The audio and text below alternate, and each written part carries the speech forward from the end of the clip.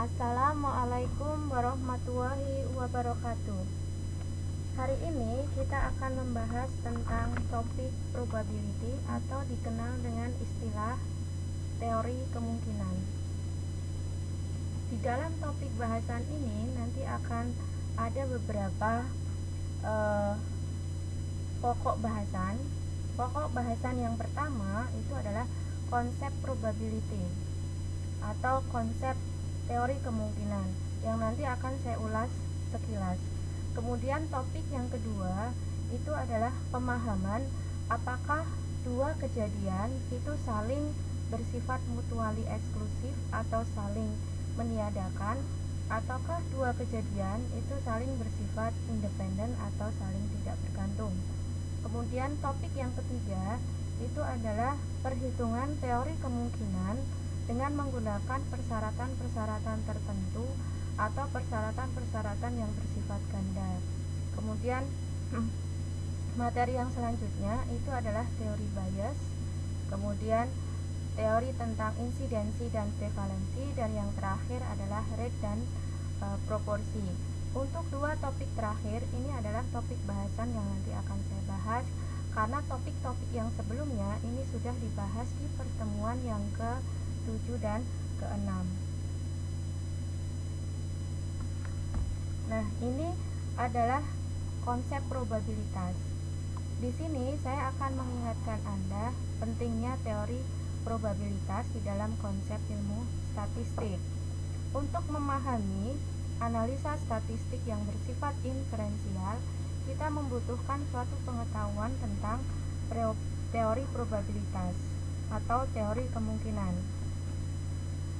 Perlu diingat, ada dua jenis analisa statistik, yaitu analisa deskriptif dan yang satu adalah analitik. Yang mana untuk analisa deskriptif itu sudah kita pelajari sebelumnya, yaitu menggambarkan suatu kumpulan data dari nilai-nilai yang berupa nilai rata-rata, nilai median, nilai modus, atau digambarkan dalam bentuk grafik box plot, kemudian nilai kuartil dan seterusnya. Itu adalah penggambaran data yang bersifat deskriptif. Sementara berbeda dengan penggambaran data yang bersifat analitik, di mana analisa analitik itu ingin membuktikan suatu hipotesa atau dugaan sementara dari suatu penelitian. Misalnya kita ingin menduga apakah ada hubungan antara tingkat pendidikan dengan perilaku merokok. Nah, itu nanti akan dijawab dengan menggunakan analisa statistik yang bersifat inferensial. Jadi dapat dikatakan bahwasanya teori probabilitas ini merupakan modal dasar untuk memahami analisa yang bersifat inferensial atau analisa yang bersifat analitik. Jadi merupakan fondasi dari suatu tes-tes statistik yang lain. Nah, kemudian teori probabilitas itu adalah penilaian yang bersifat numerik dari suatu kejadian yang bersifat random. Nah, teori probabilitas itu nanti nilainya akan berkisar di antara 0 sampai 1. Apa artinya? Angka yang mengganti angka 1 itu artinya bahwa suatu kejadian itu hampir terjadi, tetapi tidak mesti itu akan terjadi.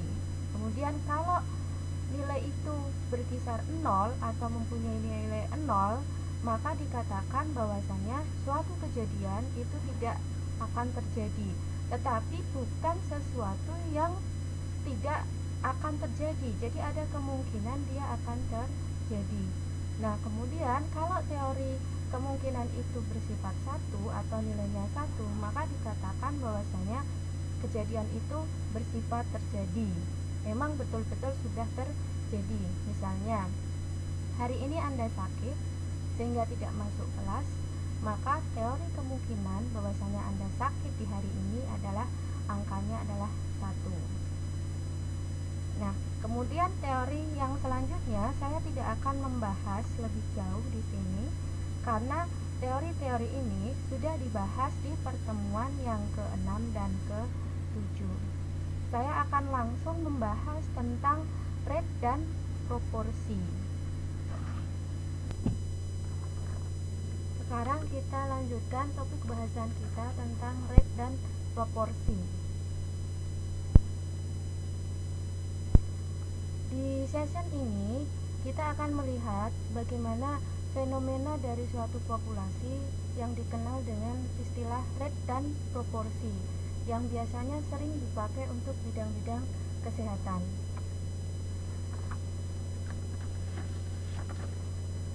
Perlu diketahui, pada penekanan di bidang ilmu kesehatan, kita menekankan yang namanya adalah kejadian-kejadian di bidang epidemiologi yang lebih interest kepada permasalahan tentang suatu penyakit, kemudian suatu angka kesakitan, angka kecacatan, dan angka kematian.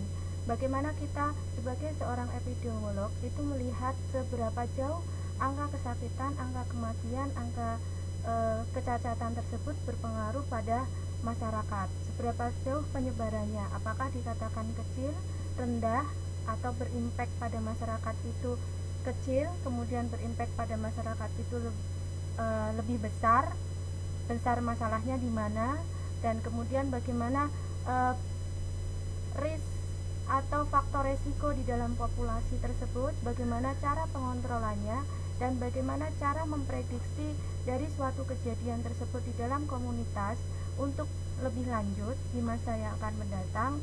Maka tentunya kita membutuhkan ilmu-ilmu statistika, terutama untuk pemahaman terhadap rates dan proporsi, untuk melihat lebih jauh seberapa besar dari aspek-aspek tersebut dari sisi epidemiologi. Nah, ini penting artinya karena akurasi di dalam perhitungan tersebut, yaitu perhitungan rate dan proporsi, ini nantinya akan memberikan pemahaman yang jelas dan bermanfaat bagi pemegang kebijakan di bidang kesehatan di dalam rangka apa? Untuk menurunkan angka prevalensinya atau menyusun suatu strategi upaya-upaya preventif untuk mencegahnya.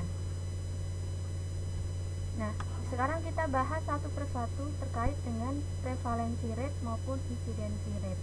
Apa itu prevalensi rate? Prevalensi rate itu artinya adalah berapa jumlah orang yang di dalam populasi tersebut, populasi tertentu itu meliputi yang memiliki penyakit tertentu atau kondisi tertentu pada suatu waktu tertentu yang telah ditentukan, dibagi dengan jumlah penduduk pada saat itu. Atau istilah prevalensi rate ini dikenal dengan point prevalency rate. Kemudian kalau incidensi rate itu adalah jumlah kasus baru. Nah, inilah perbedaannya antara prevalensi rate dengan incidensi rate.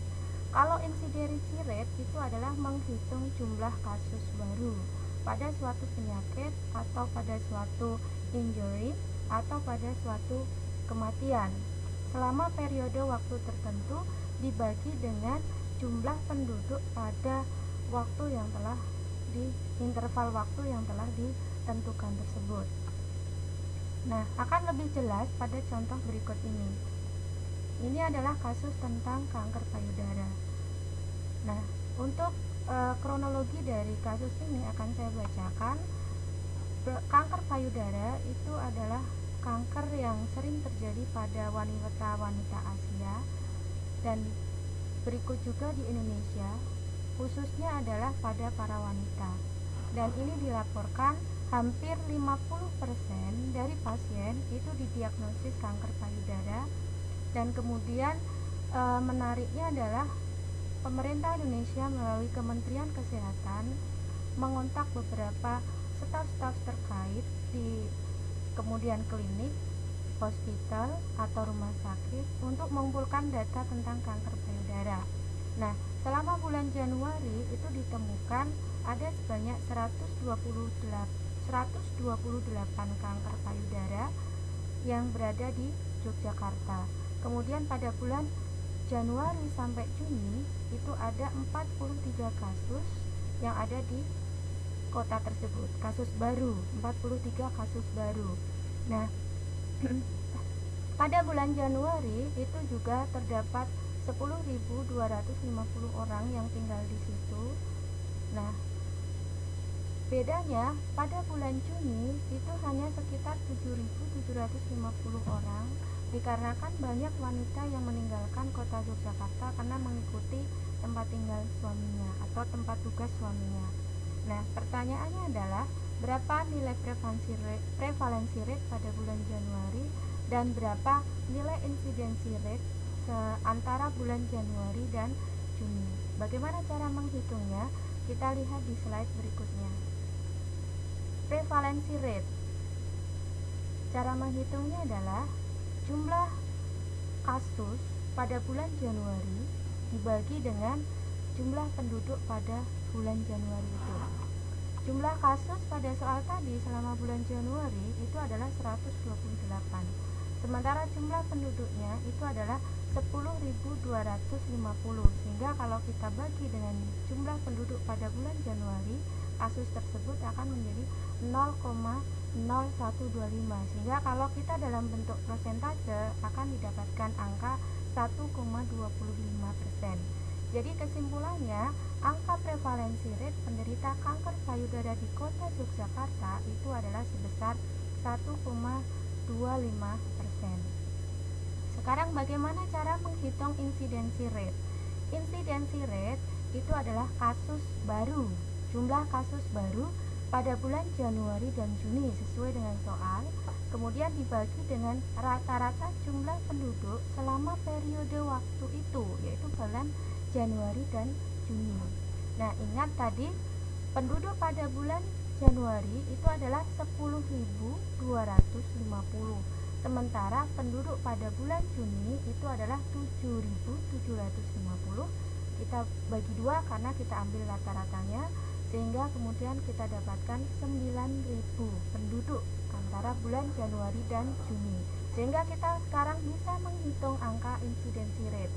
Jumlah kasus baru pada bulan Januari dan Juni itu adalah 43, sementara rata-rata dari jumlah penduduk pada bulan Januari dan Juni itu 9.000, sehingga kalau kita bagikan maka akan didapatkan angka 0,0048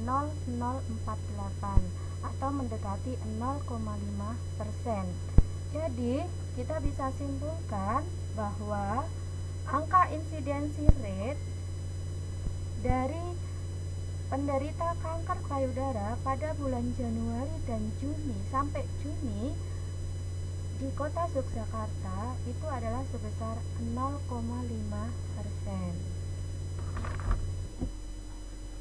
Sekarang kita lanjutkan materi kita terkait dengan sensitivitas dan spesifitas. Nah, lebih lanjut, apa itu sensitivitas dan spesifitas itu akan saya kupas di slide selanjutnya. Nah, Anda lihat terlebih dahulu tabel formula di bawah ini. Ini menunjukkan suatu tabel 2x2 di mana di sini ada true positif, ada false negatif atau negatif palsu, ada positif palsu, ada true positif. Apa yang dimaksud itu? Pertama, di sini misalnya terkait dengan kanker payudara, dan kemudian sebelum dites atau sebelum didiagnosis bahwasanya seseorang itu menderita kanker payudara, itu ada tes tertentu yang disebut dengan mamografi atau screening mamografi. Nah, di sini di CIS ini adalah pernyataan bahwasanya seseorang itu sakit atau tidak sakit. Di CIS di sini adalah dia penderita kanker payudara, kemudian non disease itu adalah tidak menderita kanker payudara, sedangkan ini adalah hasil dari screening mamografinya, yaitu adalah positif. Itu bahwasanya setelah di screening mamografi positif maka dia menderita kanker payudara, dan di sini adalah hasil dari atau kolom untuk screening negatif. Nah, maka dikatakan kalau true positif itu adalah jika dia setelah di screening itu positif, screening mamografi positif, dan dia secara fisik dia memang sakit kanker payudara. Nah, kemudian kalau false negatif atau negatif palsu itu Apa artinya? Artinya adalah secara fisik dia sakit, namun secara mamografi, dia dites mamografinya itu menunjukkan negatif. Nah, sementara kalau false positif atau disebut sebagai positif palsu itu jika secara fisik dia tidak sakit, namun secara screening itu dia menunjukkan positif. Nah, kalau true negatif, dia memang betul-betul si pasien itu adalah dalam keadaan sehat dan bugar. Jadi secara fisik dia tidak kanker payudara, dan secara mamografi dia tidak ditemukan sel apapun terkait dengan lasi adanya kanker. Nah, ini yang harus Anda cermati terlebih dahulu, apa yang dimaksud dengan true positif, false negatif, false positif, ataupun true negatif. Nah, baru kemudian kita bisa menentukan apa itu sensitivitas rate. Rate sensitivitas dikatakan sensitif jika apa? P itu peluang. Peluang apa? Peluang di mana seseorang tadi secara screening itu menunjukkan positif dibandingkan dengan jumlah subjek yang dia benar-benar sakit. Jadi di mana itu positif itu adalah di sini, true positif, dan subjek yang betul-betul sakit itu adalah di total ini. Jadi baik yang true positif maupun yang false negatif, baik yang memang secara mamografi dia positif maupun secara mamografi dia menunjukkan negatif. Nah, kemudian spesifitas itu dikatakan spesifik itu jika apa? Probabilitasnya adalah dia menunjukkan mamografinya itu adalah negatif di sini, true negatif, dibandingkan dengan subjek yang betul-betul dia itu tidak menderita sakit. Jadi total subjek yang tidak menderita sakit itu adalah di sini. Jadi baik di situ adalah yang mamografinya positif maupun mamografinya yang negatif. Nah, kemudian ada satu lagi adalah alfa atau disebut sebagai false positif atau positif palsu atau tipe error yang pertama.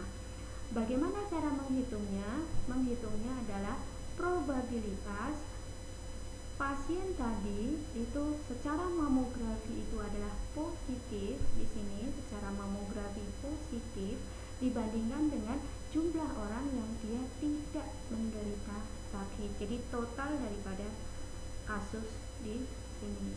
Nah, kemudian kalau beta atau false negatif atau tipe error yang kedua, itu cara menghitungnya adalah probabilitas dari orang yang mamografinya negatif.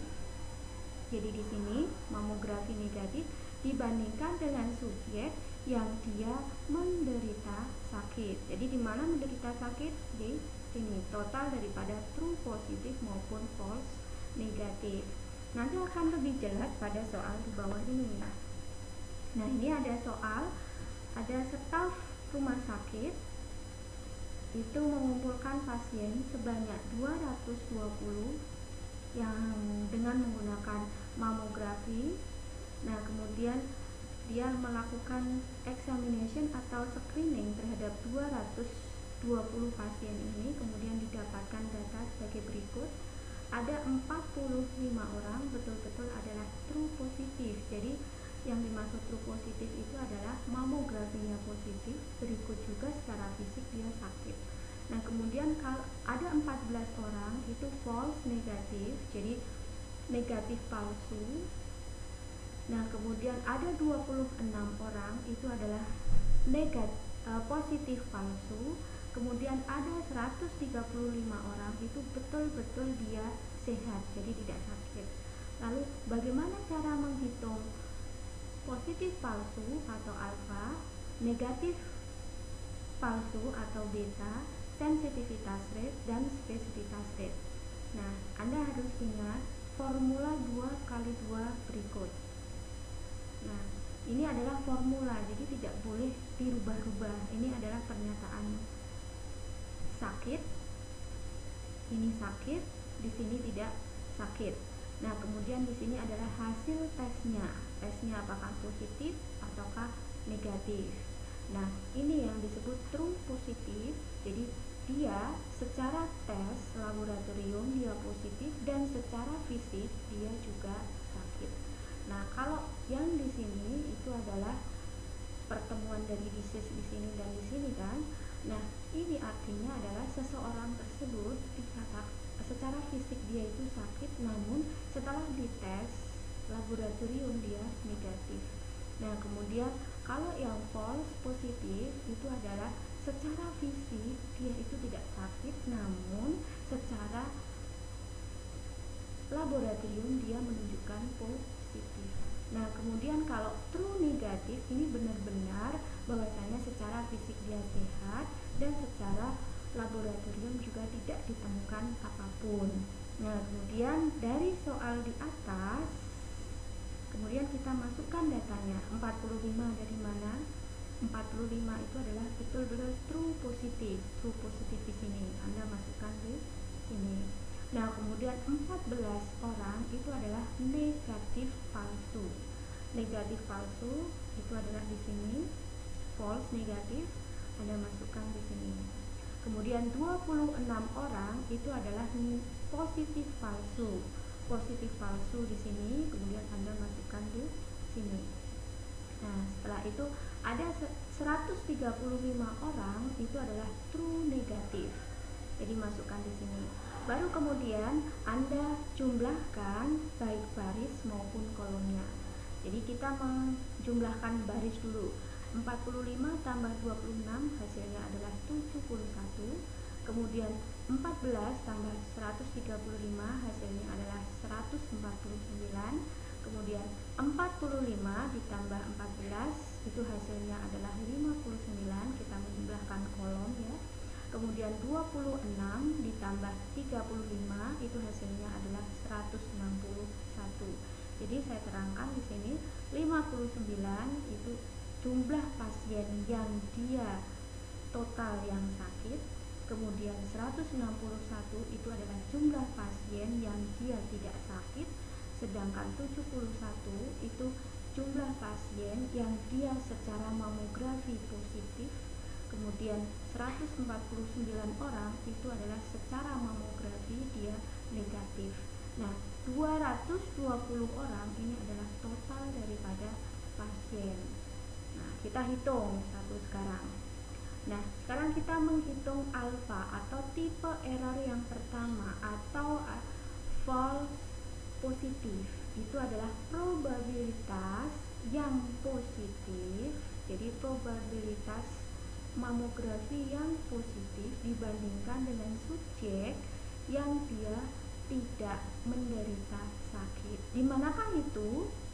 Nah, probabilitas yang positif. Positif di mana? Itu adalah di sini. 26 dibandingkan dengan 220. Anda tempatkan di sini. Nah, kemudian subjek yang dia tidak sakit. Subjek yang tidak sakit itu adalah sebanyak 161.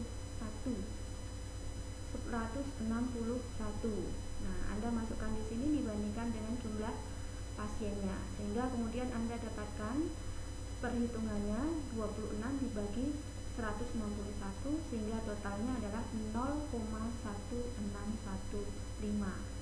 Nah, bagaimana cara menghitung nilai beta atau tipe error yang kedua? Itu adalah peluang dari hasil mamografi yang negatif atau false negatif. Ini ya, false negatif dibandingkan dengan jumlah pasien. Anda tempatkan di sini dibandingkan dengan pasien yang dia betul-betul sakit, gitu ya. Secara fisik dia sakit, jumlahnya sini 59. Anda masukkan di sini dibandingkan, jangan lupa dibandingkan dengan jumlah pasien karena kita menghitung nilai probabilitas. Sehingga angka yang didapatkan dari perhitungan itu adalah 0,2375. Lalu bagaimana cara menghitung sensitivitas dan spesifitas? Masih dengan tabel yang tadi. sensitivitas itu adalah peluang dari true positif. Ingat, true positif itu adalah di sini. Masih ingat dengan tabel yang tadi kan? Nah, ini kemudian bandingkan dengan jumlah pasien. Kemudian dibandingkan probabilitasnya dengan subjek yang dia benar-benar sakit. Jumlah pasien yang benar-benar sakit. Nah, di sini 59 yang secara fisik dia sakit. Nah, kemudian Anda akan dapatkan perhitungannya adalah 0,7627. Artinya apa? Mamografi itu menunjukkan sensitivitasnya untuk mengukur kanker payudara itu adalah sebesar 0,7627. Lalu bagaimana cara menghitung spesifitas? Spesifitas itu adalah peluang yang didapat dari hasil mamografi benar-benar true negatif. Ini ya, 135 dibandingkan dengan jumlah penduduk atau jumlah pasien, ini adalah 135 per 222. Peluang dengan apa? Peluang dengan subjek yang benar-benar secara fisik dia adalah tidak sakit. Nah, yang secara fisik dia tidak sakit itu adalah setotal 161. Anda tempatkan di sini dibandingkan dengan jumlah pasien. Sehingga dari perhitungan itu Anda akan dapatkan 0,8385. Artinya apa? Spesifitas dari alat mamografi untuk mengukur kanker payudara itu sebesar 0,8385.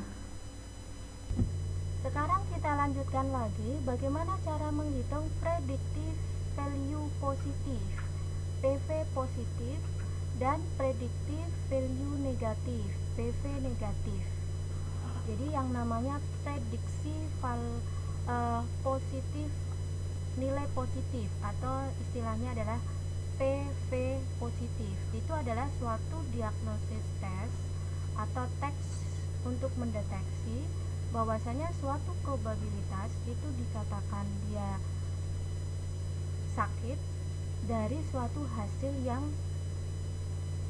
screening yang positif, atau kemudian kita dinotasikan, kita simbolkan dengan PV positif sama dengan peluang dari orang dia itu yaitu sakit, benar sakit, dibandingkan dengan tes yang positif. Nah, berbeda dengan predictive value negatif, itu adalah suatu alat untuk mendeteksi kemungkinan dari suatu probabilitas yang dia tidak menderita sakit dari suatu hasil yang negatif, hasil screening yang negatif. Jadi predictive value negatif itu adalah peluang dia tidak sakit dibandingkan dengan orang yang secara screening dia negatif. Contohnya seperti ini. Berdasarkan angka probabilitas dari suatu penyakit kanker paru-paru, itu didapatkan data bahwasanya dari penderita kanker paru-paru yang merokok itu probabilitasnya adalah 0,0030. Jadi data itu menyebutkan bahwasanya penderita kanker payudara dan dia merokok probabilitasnya adalah 0,0030. Dan kemudian probabilitas dari orang yang menderita kanker payudara namun dia tidak merokok itu sebesar 0,0001. Jadi berapa angka predictive value positif? Tadi di rumusannya adalah dia sakit namun setelah di screening dia positif dibandingkan dengan orang yang screeningnya positif. Jadi peluangnya adalah orang dia sakit dan dia juga merokok. Jadi secara merokok itu sebesar 0,0030. Lalu berapa predictive value negatif? Predictive value negatif itu dia tidak sakit namun dia secara tes itu adalah negatif. Maka kalau di dalam soal di situ disebutkan probabilitas orang yang dia menderita kanker payudara, kanker paru-paru namun dia tidak merokok. Nah, padahal di predictive value negatif dia itu tidak menderita kanker paru-paru dan dia mestinya tidak merokok, sehingga peluangnya adalah 1 dikurangi dengan peluang yang dia sakit kanker paru-paru dan tidak merokok, sehingga 1 dikurangi dengan 0,001. 0,001 dari mana? Di sini, dari soal. Sehingga kemudian didapatkan angka predictive value negatif itu sebesar 0,9999.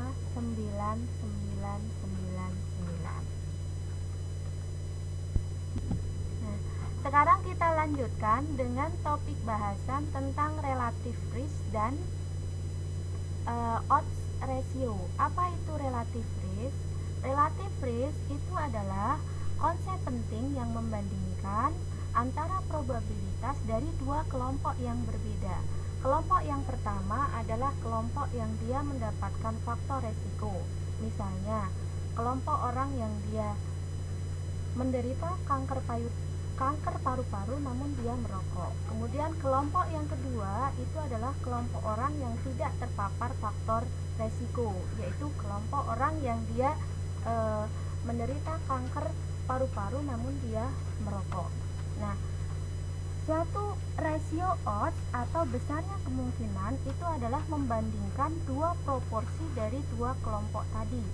Nah, rumusannya adalah odds ratio itu adalah peluang dia sakit namun dan tereksposur dibagi dengan 1 min sakit tereksposur, artinya adalah dibagi dengan orang yang tidak sakit dan tidak tereksposur. Nah, kemudian peluangnya dibagi dengan peluang orang yang dia sakit namun tidak tereksposur. Jadi dibagi dengan 1 dikurangi orang yang tidak sakit dan tidak sakit. Nah, seperti itu. Nah, coba kita lihat tabulasi pada tabel 2x2. Disease status. Inilah present, dia yang sakit paru-paru. Absent, ini maksudnya adalah orang yang tidak sakit paru. Kemudian faktor risknya itu adalah present, di sini adalah yang dia merokok. Kemudian yang absen dia tidak merokok. A itu adalah orang yang dia sakit paru dan merokok. B itu adalah orang yang dia tidak sakit paru namun merokok. Kemudian C itu adalah orang yang dia itu sakit paru namun dia tidak merokok. D itu adalah orang yang tidak sakit paru dan tidak merokok.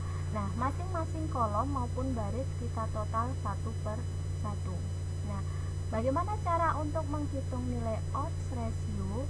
Odds ratio itu adalah perbandingan probabilitas dari orang yang tereksposur dengan orang yang tidak tereksposur. Jadi yang tereksposur di mana? Itu A, probabilitasnya dibagi dengan A plus B dibagi dengan B, dia tereksposur namun dia tidak sakit, jadi B dibagi dengan A plus B. Nah, kemudian pembandingnya adalah probabilitas dari orang yang dia sakit namun tidak merokok. Nah, C itu adalah sakit tidak merokok.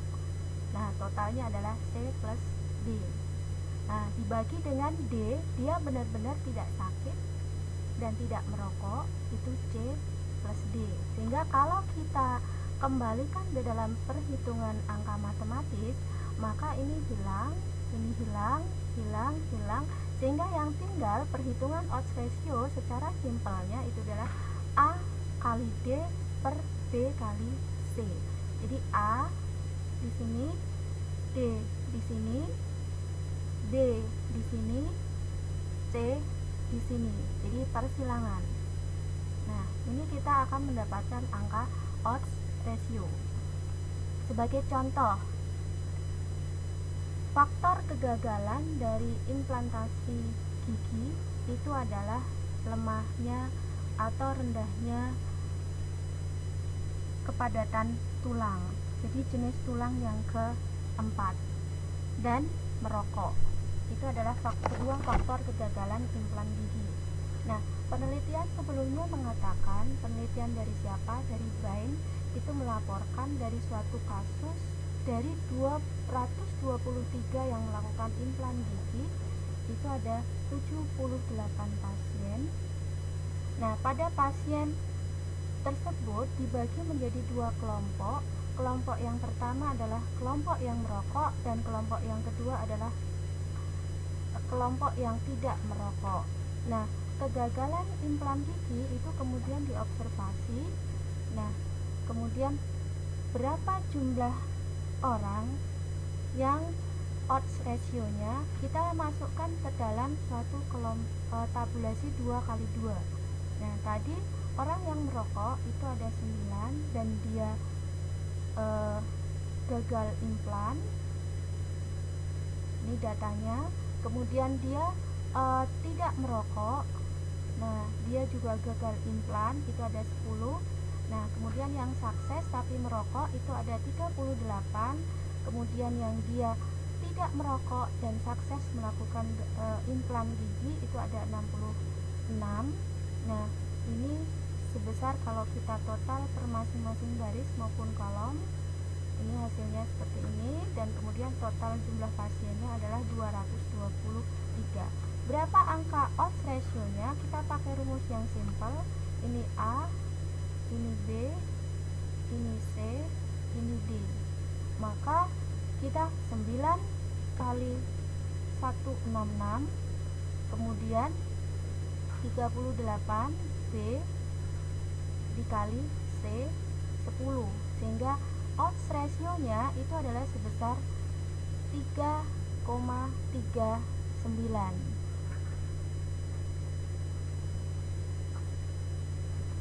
Nah, sehingga kemudian besar kemungkinan tingkat kegagalan dari implan gigi pada perokok itu sebesar 3,93 kali lebih besar kemungkinan kegagalan implan pada para perokok. Jadi saya ulang lagi, apa artinya odds ratio 3,39? Itu adalah kegagalan implan pada perokok itu sebesar 3,93 kali lebih besar dibandingkan orang yang melakukan implan tapi tidak merokok. Demikian penjelasan tentang akhir dari teori probabilitas. Untuk selanjutnya di minggu ke depan kita akan melanjutkan tentang binomial distribution. Oke, selamat belajar. Assalamualaikum warahmatullahi wabarakatuh.